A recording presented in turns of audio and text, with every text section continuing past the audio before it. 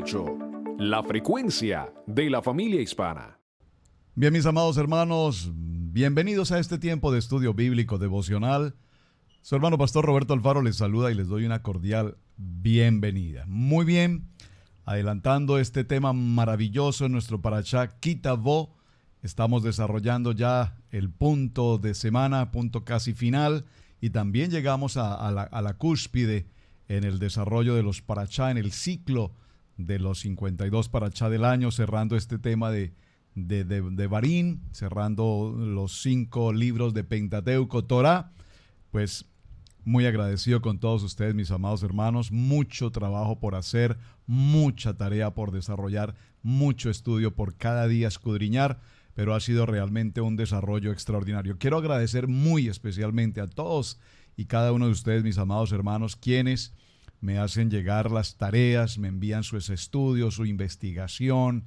De verdad, recuerden que no es por obtener una calificación, pero sí, si no por lo menos física, por lo menos sí una gran calificación y un premio especial de carácter espiritual. Aprender la palabra, amar la palabra y vivir la palabra. Así es que voy a tomarme unos minutos para desarrollar parte de las respuestas que ustedes me han enviado con respecto a las dos inquietudes que teníamos. Vamos a leer puntualmente en el texto del capítulo 26, en el verso 5, un tema muy interesante. Ustedes me dieron respuestas, las respuestas, por favor, absolutamente acertadas.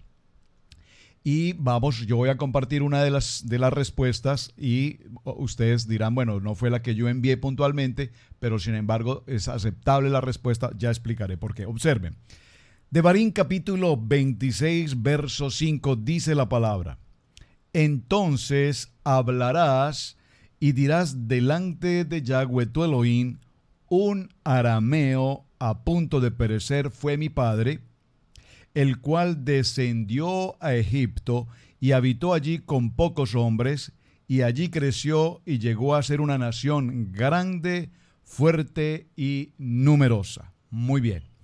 Respecto al tema, tengo la siguiente propuesta para presentarla y usted considere también, por favor, las respuestas que me han enviado. Recordemos esto, el padre físico de Israel, ¿quién es?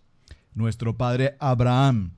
Y lo conocemos así, porque recordemos que tenemos a Abraham, a Isaac y Jacob. Cuando mencionamos los padres, nos referimos a los patriarcas, a estos 3 patriarcas, repito, Abraham, Isaac y Jacob.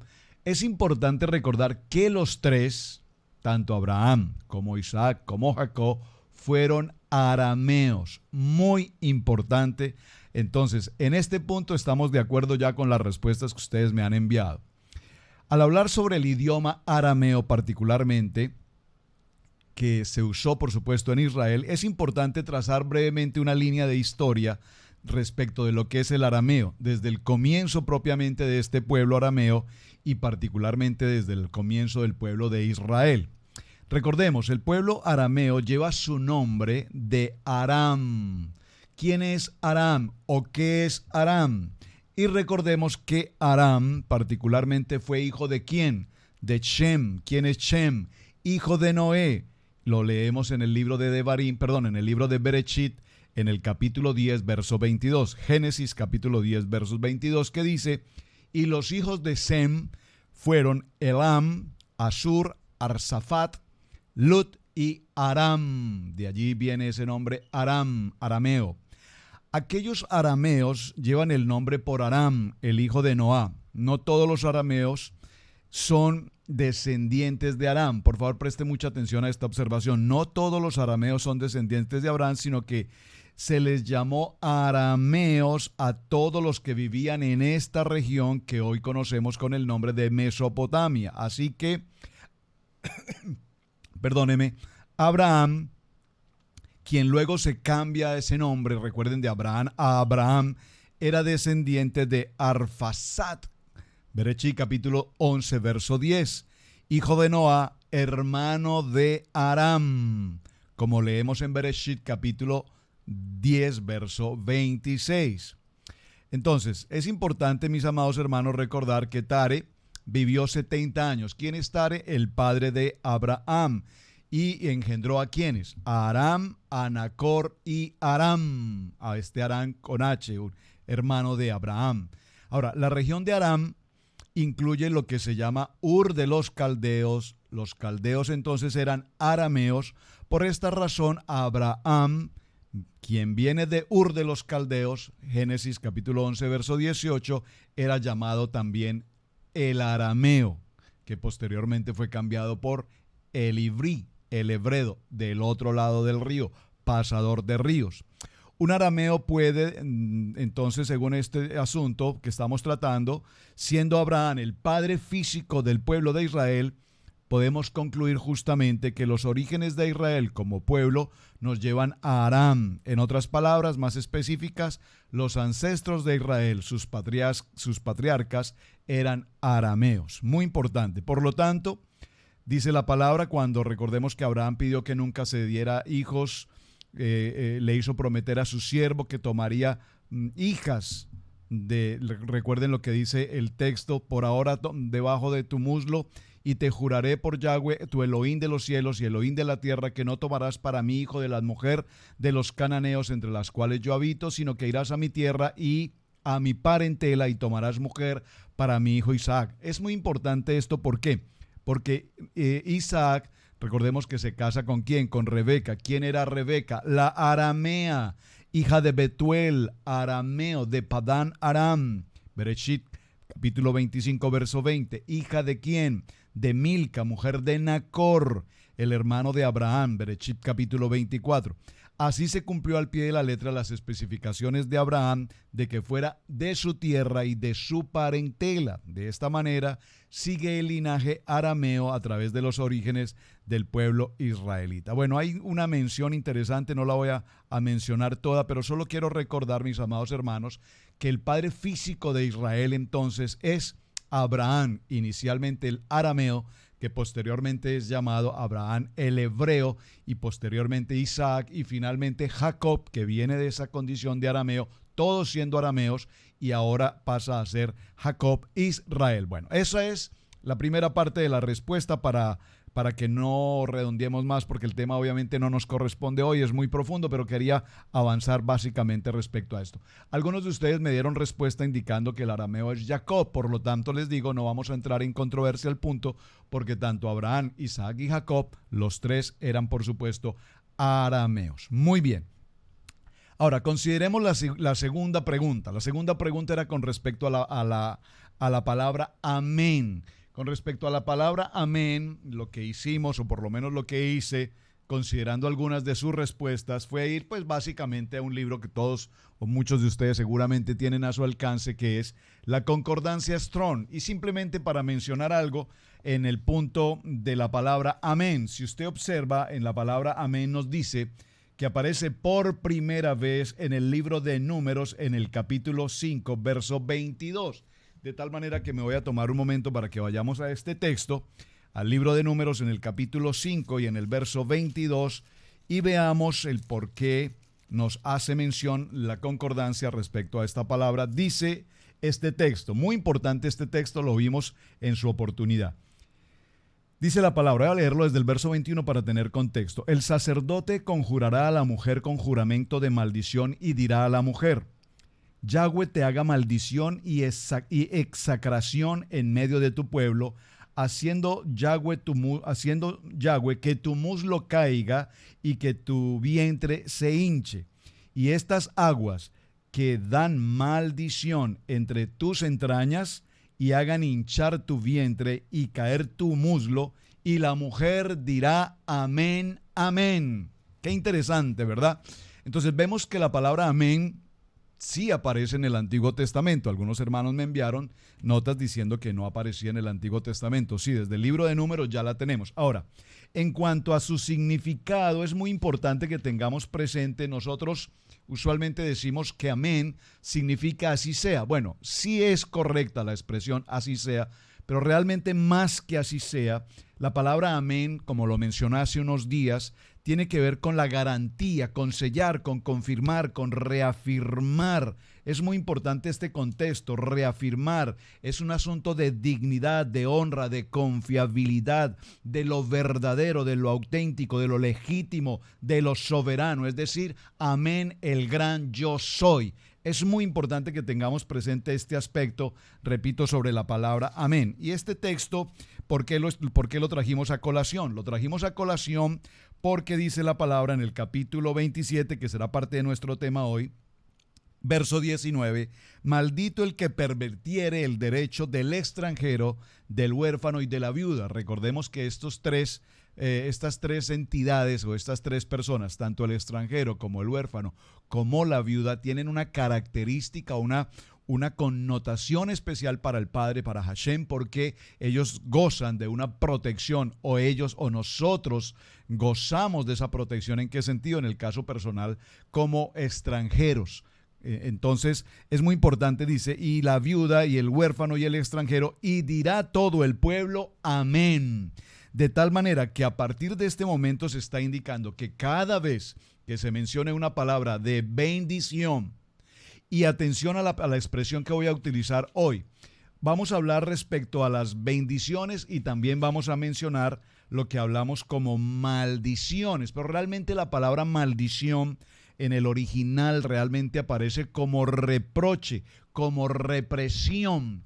¿Ven lo interesante? La palabra maldición, si buscamos un sinónimo, en el texto original nos habla como reproche o como represión. Muy importante. Ahora, la palabra amén que estamos considerando ahora es una de las tal vez más palabras utilizadas, no solamente en el texto bíblico, sino a lo largo de todo el diario vivir desde el punto de vista espiritual.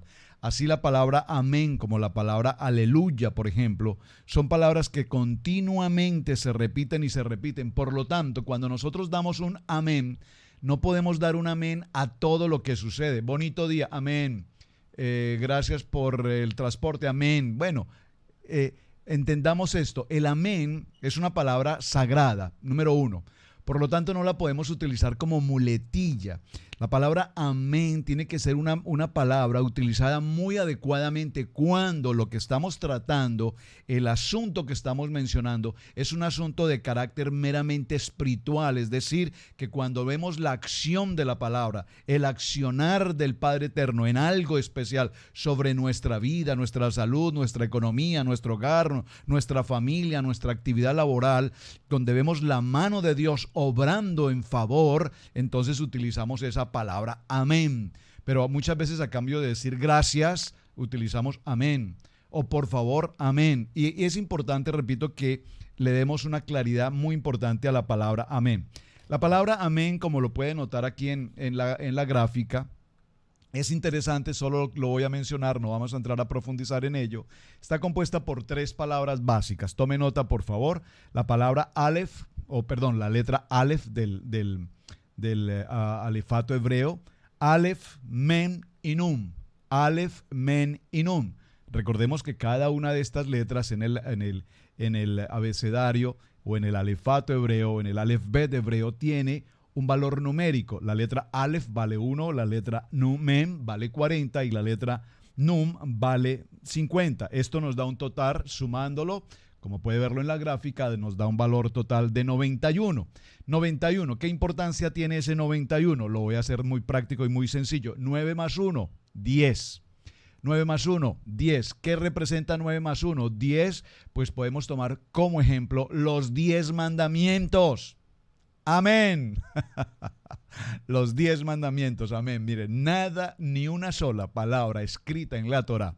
Recordemos que hay 79,000 palabras y cuando este pueblo que está a punto de pasar al otro lado del Jordán y establecerse en una nueva ciudad, en una nueva tierra, en una nueva nación, ahora van a tener una responsabilidad de un estilo de vida, de un cambio de vida, de un nuevo comienzo. Precisamente estamos en el tiempo del mes de Elul. Estamos en un tiempo fundamental de arrepentimiento, estamos en el tiempo de cambiar de año en el calendario hebreo, estamos cerrando el año hebreo, damos comienzo ahora en Rosh Hashanah, el nuevo año, el nuevo calendario, de tal manera que este es el tiempo de cerrar un año haciendo conclusiones de todas las actividades del año y de todo aquello en lo que cometimos errores, nos equivocamos y de una u otra manera actuamos inapropiadamente, hablamos mal, dijimos mal, oímos mal, presentamos mal, criticamos aquí, criticamos allá, dejamos de hacer, dejamos de pagar, nos endeudamos, etcétera, etcétera, etcétera. Este es el tiempo de Teshuvah, este es el tiempo de arrepentimiento, este es el tiempo de presentarnos al nuevo año en el calendario hebreo, a una nueva vida, a un nuevo proyecto, a un nuevo propósito, a un nuevo comienzo, a un tiempo de reiniciar, un Shemini, si puede usar esa palabra, un nuevo comienzo de año, muy importante. Entonces, es interesante mencionar esto hablando de cerrar el año. ¿Sabe usted que cuando hablamos entre parejas, matrimonio, varón y esposa, el hombre, la mujer como esposos, hablamos de almas gemelas? Es decir, aunque son incompatibles, Dios permite que esa incompatibilidad se convierta en un ejad, en uno, ¿verdad? Somos uno. Dios y el varón y la mujer y formamos esa unidad, el ejad.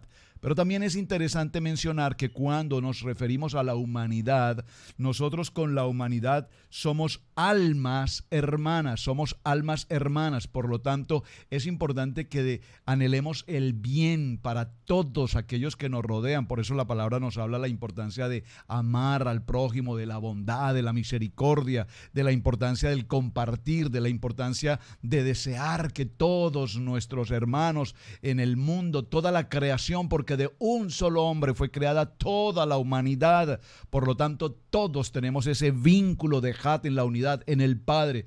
Por lo tanto, estas almas como almas somos hermanos y por lo tanto es importante que cerremos un año recordando que nuestro anhelo es el bienestar, porque en la medida en que el bienestar, la bendición alcance a la humanidad, pues obviamente nosotros como humanidad, recuerden que la palabra humanidad es Adam, que significa Aleph, Dios, Dam, que significa sangre, Dios, la creación, el hombre, la unidad.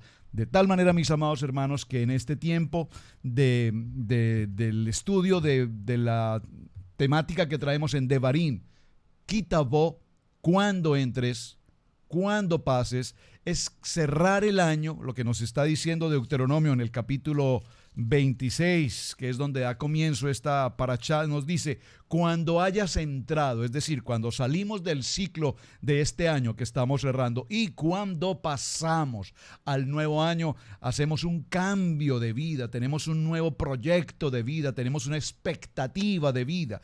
Cuando Israel sale de todo este proceso después de 40 años, 42 estaciones en el desierto, de pasar por todas las adversidades, crisis, pruebas y pecado, ahora está Moisés precisamente preparando el corazón de esta nueva generación que va a ser la que evidentemente pase y conquiste esa tierra prometida. Recuerden, una tierra donde fluye leche y miel. Así es que para no avanzar más en todo esto, voy a mencionar algo ya muy breve. El tiempo es muy corto.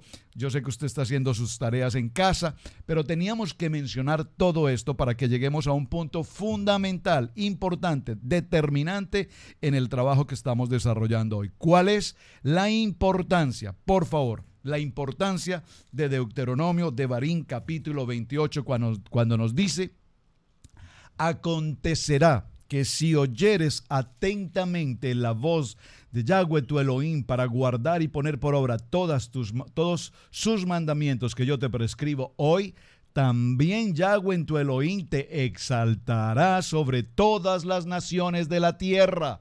Seremos exaltados como pueblo, seremos exaltados con la provisión y la bendición del Padre Eterno. Amén. Dice entonces que es importante porque en Deuteronomio 28 nos habla, en el capítulo 28 de los versos 1 al 14, nos habla de manera especial sobre las bendiciones. del verso 3 al verso 6 nos habla sobre aspectos de prosperidad y nos habla de una prosperidad extraordinaria. Observen, aquí en este punto, cuando hablo de prosperidad, comillas, estoy hablando del bienestar, estoy hablando de la plenitud, estoy hablando de la abundancia, porque somos dados para ser abundantes. No estoy hablando de un tema de prosperidad como se nos ha mal enseñado por los últimos 20, 30 años, de pactar aquí y traer tanto, y si traes 1,000 recibirás 5,000, y si traes 5,000 recibirás 100,000, y si traes 5,000 te sanaremos de esto, y si traes 10,000 te sanaremos del otro. No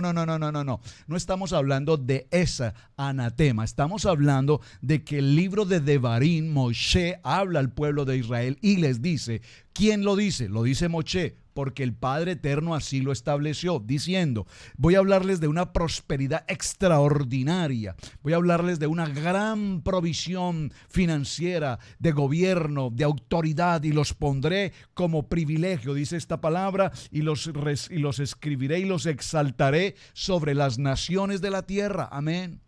Y así está hasta este día el pueblo de Israel. ¿A través de quién? A través de la tribu de Judá, que es los que tenemos hoy presentes. La tribu de Judá, la tribu de Benjamín. Luego en el verso 7 nos habla de la importancia de librarnos de nuestros enemigos. Dice la palabra, Yahweh derrotará a tus enemigos que se levantarán contra ti. Por un camino saldrán contra ti y por 7 caminos huirán de delante de ti. Mi amado hermano, la venganza no es tuya. La venganza solamente es del Señor. Y dice la palabra, nuestro amado Dios poderoso eterno, Hashem dice, yo derrotaré a tus enemigos. Luego nos habla en el capítulo 28 de los versos 8, 11 y 12, nos habla acerca de las abundancias que recibiremos en la producción. Cuando tomas esa actitud empresarial en tu trabajo agrícola, en tu negocio, en tu empresa, en tu proyecto, de empresa como tal, dice entonces este texto, capítulo 28, versos 8, 11 y 12, y nos habla de la productividad. Muy bien. Luego en el verso 9 y 10 nos habla acerca de las bendiciones espirituales. Te confirmará Yahweh por pueblo santo suyo, como te lo ha jurado, cuando guardes los mandamientos que Yahweh tu Elohim y anduvieres en sus caminos. Ayer hablamos sobre este tema maravilloso. Andar en sus caminos es ser imitadores de Él, ser luz, ser testimonio de una palabra viva, eficaz y penetrante en nuestros corazones. Finalmente, en Devarim capítulo 28 nos habla acerca de la prominencia entre las naciones. Y veremos cómo y sabemos cómo. Miren, hermanos, Israel, si usted ha tenido la oportunidad de estar en Israel, qué bien. Recordará que Israel es una nación muy pequeña. Es tan solo el 2% de la población mundial. Pero no hay un solo día en la faz de la tierra que no se mencione a Israel en el globo terráqueo. Las noticias, los periódicos, la economía, la bolsa de valores, la ciencia, la física, la medicina, los viajes espaciales, la tecnología, todo cuanto funciona en el mundo diariamente tiene que ver con Israel. Esa pequeña nación que tiene como cabeza a nuestro Padre Eterno. Hashem es quien dice esta palabra, lo coloca sobre prominencia sobre las naciones. Así es que después de todo este proceso maravilloso, nos encontramos inmediatamente con el verso 15. Y allí encontramos consecuencias de la desobediencia. Cuando hablamos de la desobediencia, repito, quise mencionar la palabra represión o quise mencionar la palabra reprochar. Cuando no eres obediente con esos mandamientos y esos estatutos y estas ordenanzas que yo te prescribo y que ya nos estableció desde el monte Sinaí en la entrega de Torá y que ahora se está confirmando y reafirmando a las nuevas generaciones, entonces vendrán sobre ti todos estos reproches, vendrán sobre ti todas estas represiones, vendrán sobre ti todas estas maldiciones. Y hay una palabra importante aquí que quiero que escriba, por favor, se llama Sahat. Tzajat, T-Z-A-J, Tzajat, que significa limpieza. Necesitamos pasar por ese proceso de limpieza. Este pueblo está saliendo de todo el recorrido de 42 estaciones a lo largo de 40 años y van a pasar limpios a una nueva tierra. Van a pasar con una mente, con un corazón entregado a Yahweh, el único Dios, el único que los ha llevado y que hasta este lugar los ha traído. Entonces vamos a ver, cuando hablamos de las represiones, encontramos que en el capítulo 28 del verso 15 al verso 20 nos habla de maldiciones de carácter personal. Veamos. Acontecerá que si no oyeres la voz de Yahweh tu Dios para procurar cumplir todos sus mandamientos y sus estatutos que yo te intimo hoy, y que vendrán sobre ti todas estas reproches, todas estas represiones, y te alcanzarán. Entonces empieza a mencionar, y no voy a detenerme, lastimosamente el tiempo no lo va a permitir, pero maldito serás en tu ciudad y maldito en tu campo. Es impresionante. Si hacemos un estudio solamente en el verso 16, ¿qué significa la ciudad? ¿Qué significa tu campo? La ciudad tiene que ver particularmente con tu lugar de congregarte. El campo tiene que ver con tu lugar de labores, de actividades, en tu empresa, tu trabajo, tu productividad. Todo esto vendrá, definitivamente caerá, porque no estás cumpliendo atentamente el propósito y el mandato de Dios. No voy a detenerme en cada uno de ellos porque son muchísimos, pero por favor usted téngase en casa y hágalo con calma. En el verso 21 del capítulo 28 ahora nos habla respecto a la peste y dice: Yahweh traerá sobre ti mortandad hasta que te consuma de la tierra a la cual entras para tomar posesión de ella. Por favor, preste mucha atención. Está hablando del aspecto económico, la productividad, el aspecto empresarial, el decadencia total, ruina respecto a tu economía, respecto a tu familiaridad, tu comunidad, respecto a tu tipo de congregación. Luego en el verso 21-22 nos habla acerca de peste, vendrán las enfermedades, vendrá todo tipo de dolencias, todo tipo de inclemencia respecto de la salud. Verso 22, Jehová te herirá de tisis, de fiebre, de inflamación y de ardor, con sequía, con calamidad repentina y con anublo, y te perseguirá hasta que perezcas. ¡Wow! ¡Qué tremendo! ¿Cuántos casos vemos hoy de tantas personas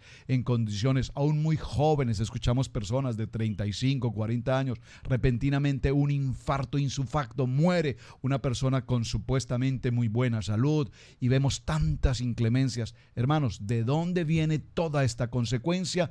De haber desobedecido las ordenanzas y los mandatos que yo te prescribo hoy. Verso 23 y 24 nos habla de sequía. Cuando entendemos sequía estamos hablando de desolación. Verso 25 al 33 nos habla de derrotas frente a nuestros enemigos. En la primera parte dice: yo me encargo de tus enemigos, nadie te podrá hacer frente. Pero en la segunda parte dice: todos tus enemigos pasarán sobre ti. Tremenda palabra. Luego el verso 29 nos habla sobre calamidades. Dice: y palparás a mediodía como palpa el ciego en la oscuridad, y no serás prosperado en tus caminos, y no serás sino oprimido y robado todos los días, y no habrá quien te salve. Verso 29. Verso 36 al verso 46 nos habla de cautividad. Cautividad, observen, cautividad en tus adicciones, cautividad en tu pecado, cautividad en tu debilidad, cautividad en tu negligencia, cautividad, depresión, cautividad.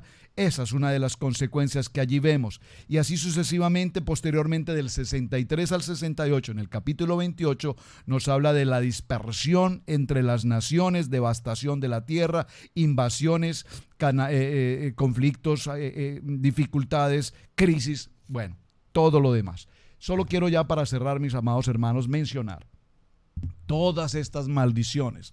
Tohatot, la palabra maldiciones, tohatot en hebreo, vienen cuando desconocemos lo anterior, cuando desobedecemos el propósito y el valor que Dios nos ha entregado a través de estos mandamientos. Quiero solamente mencionarle, mis amados hermanos, en el punto de cierre de esta jornada, ya del tema de Devarim respecto al capítulo 27 y capítulo 28, que es muy importante que nos concentremos en las bendiciones. ¿Qué tan difícil puede ser para nosotros obedecer un manual de vida, un manual de instrucciones? Y cuando nosotros nos sometemos en obediencia a este manual de instrucciones, entonces todas estas bendiciones vendrán sobre ti y te alcanzarán. No es un asunto de religión, no es un asunto de cultura, no es un asunto de intelecto, no es un asunto de psicología o de humanismo, no es un asunto de modernidad del siglo XXI, de cómo piensa el siglo XXI, donde a lo bueno lo llaman malo y a lo malo lo llaman bueno. No. Estamos hablando de que esto es una ley escrita, establecida, determinada por el Padre Eterno para todos y cada uno de nosotros. Así como es, así ha sido, así será antes, hoy y mañana. La palabra es viva y esta palabra no cambiará. Así es que no podemos tratar de alterarla, de cambiarla, de modernizarla y de aplicar el pensamiento del hombre, porque en el paso que vamos caminando con el pensamiento humanista, estamos frente a un Sodoma y a un Gomorra, tal vez peor del que el mismo texto bíblico nos menciona. Así que, mis amados hermanos, muchísimas gracias por acompañarnos en este tiempo de estudio bíblico devocional. Una experiencia apasionante ha sido este Parashat Ki Tavo. Aún nos queda una sección para terminar en el cierre del día de mañana. Por favor, observe esto. Quítese. La parashá anterior tiene un total de 74 nuevas ordenanzas. Recordemos que estamos completando 613 mandamientos. El parashá anterior es uno de los más numerosos en cuanto a misbot que se adicionaron, 74. Pero atención, el parashá de esta semana, que es Ki Tavo, tiene 98. No quisiera usar la palabra maldición, es la palabra correcta, pero mencionemos mejor la palabra reproches. 98 reproches, 98 represiones. Es el parashá de todo el texto bíblico en el que con mayor intensidad se menciona la palabra maldición. ¿Y cuándo se sucede toda esta maldición? Cuando desconocemos las ordenanzas y los mandamientos. Cuando nos alejamos tanto de esa limpieza del nuevo comienzo, de cerrar el año y de empezar en este tiempo de Elul, un tiempo de arrepentimiento y proyectarnos para el nuevo año. Si pasas, cuando vengas, cuando entres con una nueva actitud y un nuevo propósito de vida, siempre delante de nuestro Padre Eterno. Su hermano Pastor Roberto Alfaro le saluda. Muchísimas gracias. Nuevamente, gracias por hacer esas extraordinarias tareas. Gracias por compartir también el mensaje. Hasta el día de mañana. Shalom para todos. Buen tiempo y un buen descanso.